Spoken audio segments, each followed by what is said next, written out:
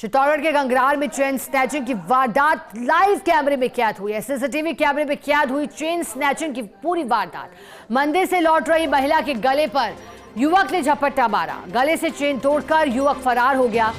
गनीमत रही कि सोने का हिस्सा रह गया महिला के हाथ में और दूसरे हिस्से को लेकर ये बदमाश भाग गया। हालांकि मामले को लेकर अभी तक पीड़ित पक्ष की ओर से रिपोर्ट नहीं ली गई है, लेकिन चेन स्नैचिंग की इस वारदात के बाद से महिलाओं में भय व्याप्त है। और ये तस्वीरें देखिएगा जो कि सीसीटीवी कैमरा में कैद हुई। लाल घेरे में तस्वीर दिखा रहा है। युवक पहले सामान्य तरीके से सामने आता हुआ दिख रहा है और ऐसा प्रतीत हो रहा है कि युवक किसी चोरी की फिराक में नहीं आ रहा है।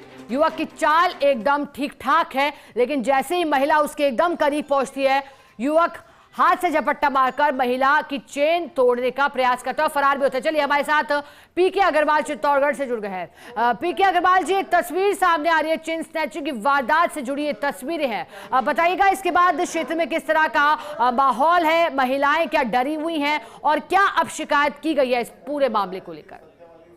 दरअसल शिकायत जिस तरह का ये पूरा मामला सीसीटीवी में कैद हुआ है और सामने आया है, महिला मंदिर से लौट रही थी और इसी दरमियान एक युवक है और देखने में तो नाबालिग ही नजर आता है, छोटे उम्र का लगता है, हाइट का छोटी का लगता है और सामान्य रूप से निकल के जा रहा है और अचानक महिला को झपट्टा मारता है, गले पर झपट्टा मारता है। लेकिन गनीमत ये रही कि महिला के गले में जो चेन थी, उस चेन में जो एक धागे का हिस्सा था वो टूट करके युवक के हाथ में चला गया और बाकी की चेन बच गई। लेकिन महिला हक्का बक्का रह गई देखते ही कि आखिर ये घटनाक्रम हुआ क्या, और फिर वो समझ पाती उससे पहले युवक वहां से भाग निकला।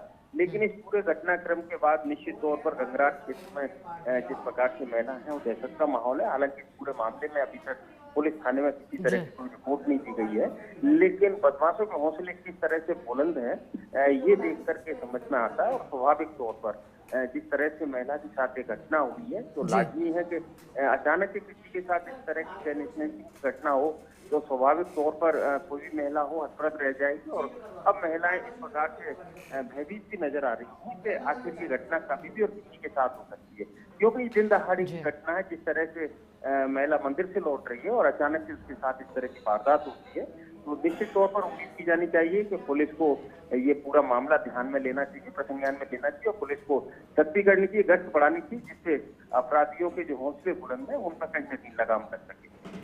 बिल्कुल पीके अग्रवाल जी, और अब ये भी अब ध्यान में होगा कि किस तरह से अब नए कानूनों के तहत बदलाव हुआ है और चोरी को लेकर के धाराएं को बदला गया है और कड़ा किया गया है। 1 से 5 साल तक कठोर कारावास की भी बात हुई है 303(2) के तहत। बहुत शुक्रिया पीके अग्रवाल जी आपका साथ जुड़ने के लिए, जानकारी के लिए।